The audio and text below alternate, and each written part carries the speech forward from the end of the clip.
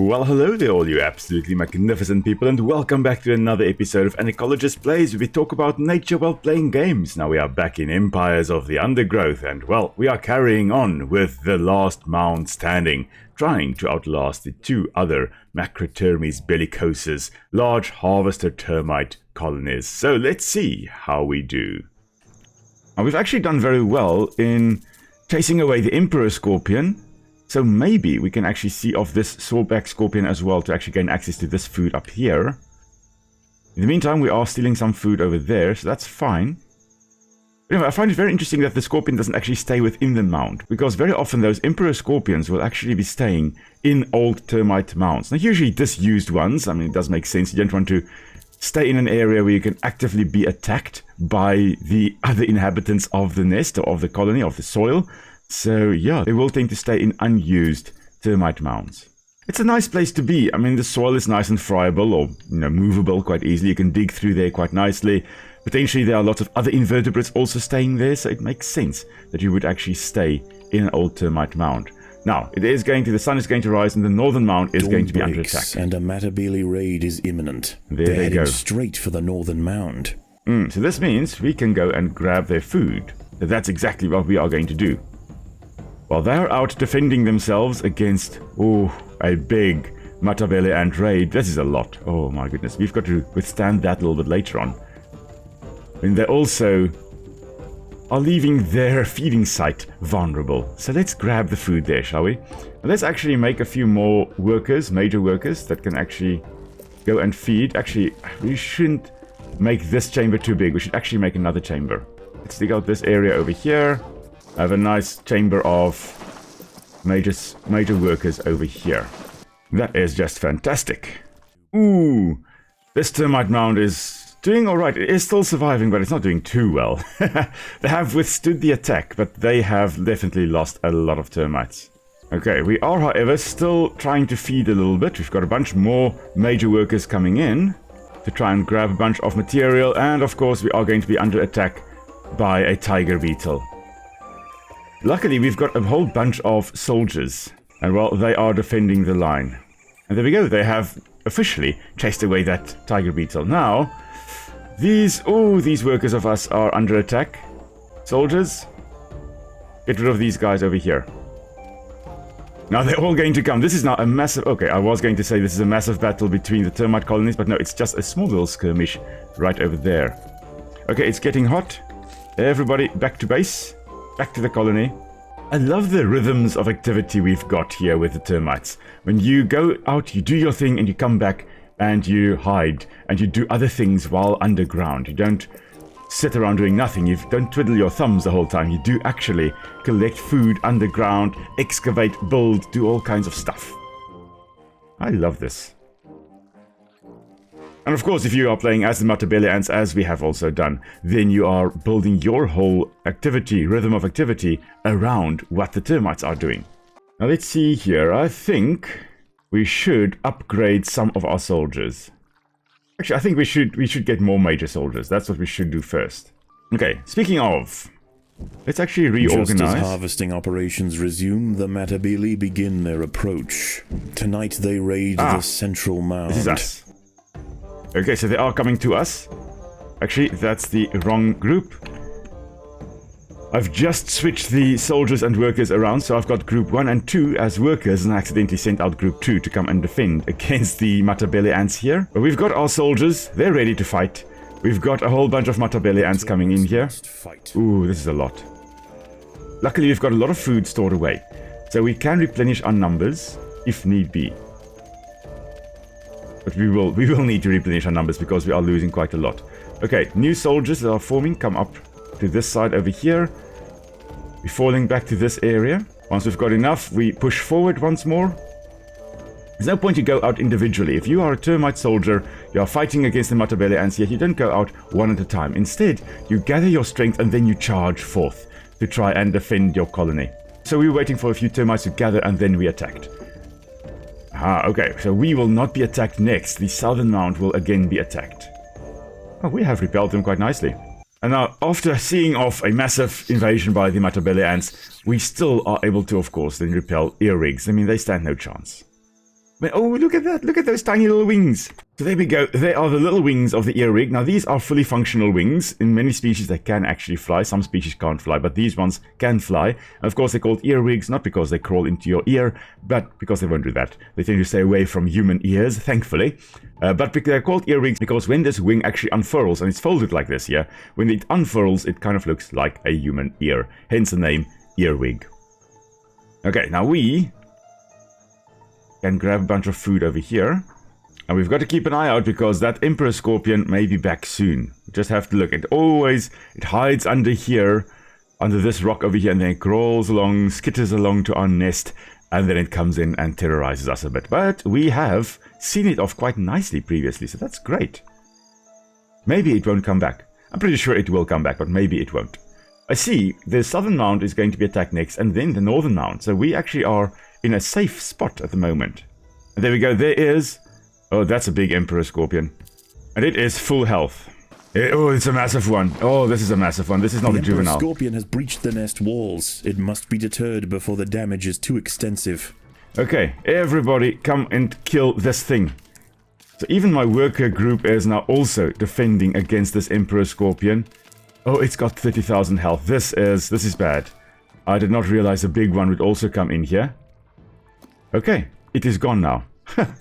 The scorpion has left, but not before it ate heartily. It will return. Of course it will. So, of course, being a source of food, they go, oh, well, I can come back here and raid it again. So this one, does it stay under the same rock? It looks like it. Yeah, indeed, also going under there. Very often, if you turn over rocks, you will find scorpions hiding underneath there. It's very important, though, that you don't just put your fingers under rocks to lift them to look for scorpions, because you will get stung that way.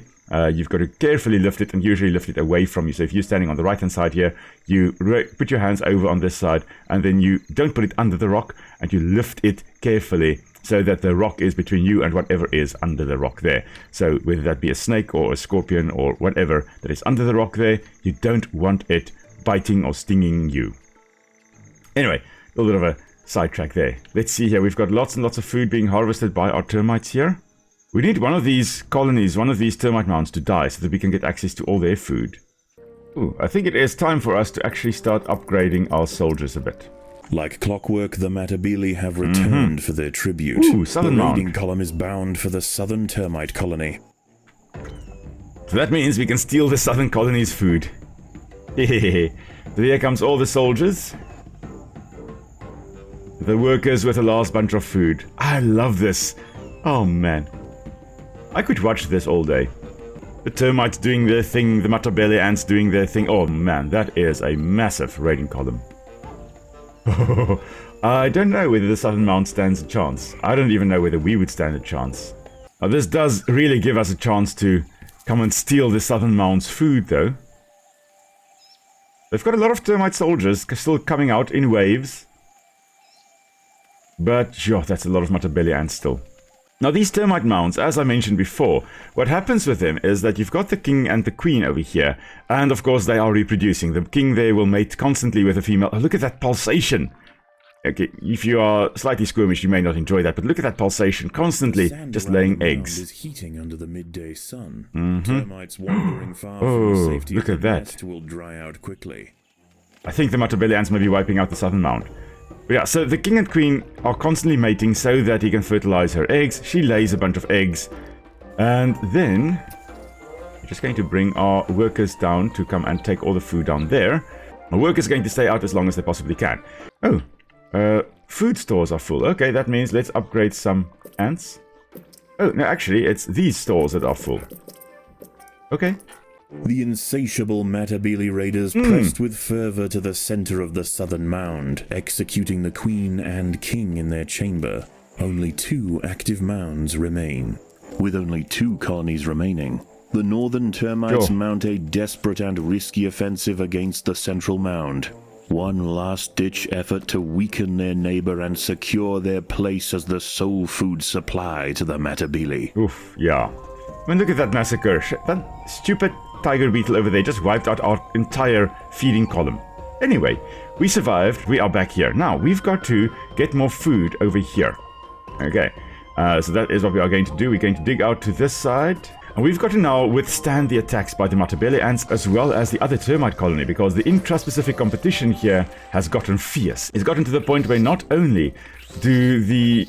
Normally the termites will tolerate one another. Now, it's no longer the case. Now they are going to attack us.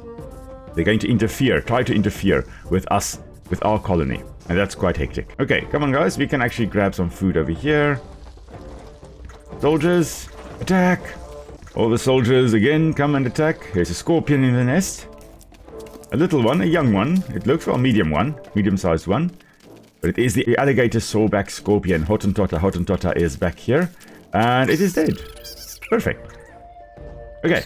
Anyway, so the king and the queen over here, they will be laying a whole bunch of eggs constantly. But as I've mentioned, when the king and the queen dies, then some of these other workers, or some of the allets at least, there will be some allets in the nest, they will take over the role of king and queen. But they are related, so there's a bit of inbreeding happening.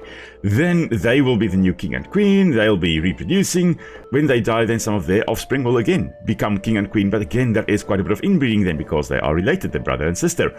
So as a result then, after about 3 or 4 generations, there's so much inbreeding that the colony collapses, resulting in this nest falling empty. But that means this, if this is the 3rd or 4th generation, this nest is a nice big open area where a new colony can potentially establish. So new kings and queens that find one another out in the great big blue during their nuptial flights, usually after rainfall, they will then come and they will come into this empty colony. They will then start mating. The female will then start developing eggs, and then she will lay the eggs and the new colony starts. So this mound we've got over here could have been in existence for at least a few hundred years, possibly even a few thousand years. They can remain relatively active for a long period of time. Not the same lineage, not the same king and queen and their descendants, but this mound would have been active for a very, very long time. It takes a long time to make these massive chimneys and stuff like that. And these chimneys are there to cool down. They are there to protect the termites underground against overheating, because you can imagine a whole bunch of termite bodies underground. That generates a lot of heat. The hot air needs to escape. Fresh oxygen needs to come in. So they will, in the nest, they will have chambers with mud that they will put down on the walls there. The water will evaporate. It cools the air as the water evaporates. That cool air then gets sucked through the whole nest as warm air leaves the chimneys over here. So leaves the mound through the chimneys that they may have. Not all termite mounds will have these big chimneys, but a lot of the ones in the drier areas will have that, or in the very hot areas will have that. So the stale hot air gets pulled out, fresh air gets pulled through the chambers with the cool air, and that gets pulled through the whole nest, which is really, really amazing. So the function of these chimneys basically just to cool the nest, to have a fresh circulation of air, and I find that absolutely fascinating. Now, in terms of how old these mounds can be, in South Africa we've got some termites that actually will be, instead of forming these big nests above ground, they will form... The day is drawing to an end, and under the crimson mantle of twilight, the Matabele march forward. They will strike at the northern mound. Okay, so they're coming for the northern mound. That means the northern mound most likely will not be able to attack us now. So that means we can send some of our workers, well, all our workers and some of our soldiers out to go feed, to gather the plants here in the southern mounds territory, or the old southern mounds territory. Alright, so we're going to do that. We are going to... Oh, stink ants. Matabele ants aren't the only swarm raiders to be worried about. African stink ants have established extensive tunnel networks in this area, and recent excavations have revealed the termites. Of course, there is this tiger beetle still, and it is attacking us mercilessly. So we are defending ourselves with our workers, because why not? What's the point of having major workers if you don't actually, use them? But here come the cavalry. Of course, there's an earwig as well. Oh, my word. This poor column of termite workers. Now, we are also going to attack that scorpion over there, because I'm pretty sure that scorpion will be a thorn in our side, or at least a stinger in our side. Okay, the Matabele ants are being repelled by the termites, so they are probably going to attack us again soon. There we go. It is dead, that scorpion. Okay. Let's just check that scorpion. Is it going to come along our foraging line? Almost looks like it. Oh, no, it is going to go the other way. Great. Okay, we do just have to keep some soldiers around for the termites if they are attacking us, if the termites attack us, and also when that big Emperor Scorpion attacks. We need to be ready for that. Here comes the Emperor Scorpion once more. We're just bringing all our soldiers back because, oh, it is going to come into the nest The Emperor Scorpion and wreak back. havoc. The queen must be protected. Yes, we will. We will try to repel this massive scorpion once more. I mean, it is basically impervious to our attacks. I mean, we are doing quite a bit here, and still, with 30,000 health, it is really quite challenging. But we have already taken out 1,300 of its health. At least we are mounting a relatively good defense, and in the meantime, our workers are still doing their thing. Collecting food, coming back, bringing it back to the nest. Oh, this is a big guy. Well, I say guy, but I don't know whether this is a male or a female. And I think we have, yes, we have seen it off. The scorpion's hunger is sated for now. It will likely be back tomorrow. Okay, and there it goes. We have officially seen it off. Now we do have to just keep an eye on these termites to see whether they are actually going to start raiding us as well. Oh, there's another juvenile there. Another juvenile Emperor Scorpion. That's cool. Oh, and the Solifuge. Oh, man, I still love the Solifuges. I'm so glad they included this in the game here as well. Okay, I don't yet see an attack by the termites. Of course, in the live stream, as you guys know, yeah, I was annihilated. In the first live stream I did of this mission, I was annihilated by the Northern Mound. Completely unexpected, or I did not expect that. They came in and just massacred my queen. Did not enjoy that at all. So we've become a little bit more cautious since then. It's breakfast time for the Matabele. That'll be They've us. selected the central mound for their morning raid. Okay, all our soldiers come out. Come out to play. Oh, we've got a lot of food again. We can actually drop down a few more soldiers, major soldiers here. And here the Matabele Ants come. Okay, thankfully, we've got our soldiers coming to the fore. They're trying to protect the poor workers who are still scrambling to bring food into the nest. Okay. Thankfully, we do have a lot of food. We can replenish our numbers quite nicely. We are unfortunately not doing as well as I had hoped. The Northern Mound is going to still be safe from attack. So our colony is probably going to be attacked again. Yeah, we are. Okay, that's fine.